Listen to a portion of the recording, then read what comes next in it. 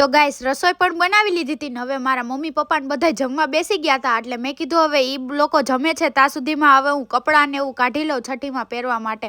અને ગમે ત્યાં જાય આપણે પણ છોકરીઓને એક જ પ્રોબ્લેમ હોય કે ક્યાં કપડાં પહેરવા, એકને એક કપડાં મને તો ગમે નહીં પણ તોય પહેરવા તો પડે, ઘડીએ વળીએ નવા તો લેવા જવાતું નથી। પછી મેં કીધું હવે ગમે એ પહેરી લઉં અને મને સિંઘમની જેમ આતા માજી સટકલી થતું હતું। પછી મેં કીધું હાલો હવે ફાઇનલી એક ડ્રેસ તો મળી ગયો મને પહેરવા માટે એટલે મેં કીધું હવે હું તૈયાર થઈ જાઉં।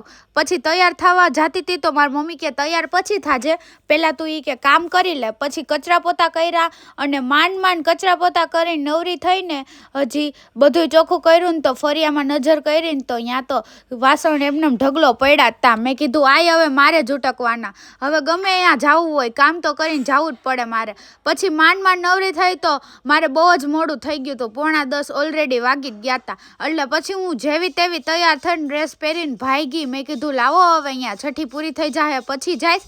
એટલે પછી હું ને મારી મમ્મી જતા હતા ને તો મારી મમ્મીને જ જાણે મોડું થતું હતું એટલે મેં કીધું મારા હાટું તો ઊભી રહે, તો કે ના તું હાલી આવ। પછી ફાઇનલી અમે પહોંચી ગયા છઠ્ઠીમાં અને બાવની છઠ્ઠી તો થઈ ગઈ હતી। પછી એને રૂપિયાવાળો બનાવવાનો હતો એટલે પછી એ બધા બનાવતા હતા એટલે મેં કીધું હવે એ ભલે અહીંયા પૈસા દે એટલે હવે આપણે તો આવી ગયા હતા ચેવડો ને પેંડા ખાવા। છઠ્ઠીમાં આવ્યા હોય તો બીજું તો બધું કાંઈ નહીં પણ ચેવડો પેંડા તો ખાઈ લે। પછી મારી મમ્મી તો અહીંયા તો ખાય પણ ઘરે ભેગું લઈ આવે। મેં કીધું હવે આવી ક્યાં મમ્મી કરવાની હતી, તારે ઘરે ક્યાં લઈ આવવાનું હતું, તો કે એ તો મારા ભાઈ માટે લઈ આવવું પડે કે હું એને મૂકીને ન ખાવી કે। મેં કીધું સારું। તો અમે આવ્યા ને તો ઘરે મારો ભાઈ હોમવર્ક કરતો હતો તો ચેવડો પેડા જોઈને એ ખુશ થઈ ગયો। પછી હવે અમે છઠ્ઠીમાંથી આવી ગયા છીએ ને હવે ઠાકી પાકી ગયા છીએ। તો હવે તમે ગમે ત્યાં ગયા હોય તો ઘર ભેગા થઈ જાઓ અને મળીએ કાલના નવા મિની બ્લોગમાં। તો ટાટા બાય બાય ગાઈસ।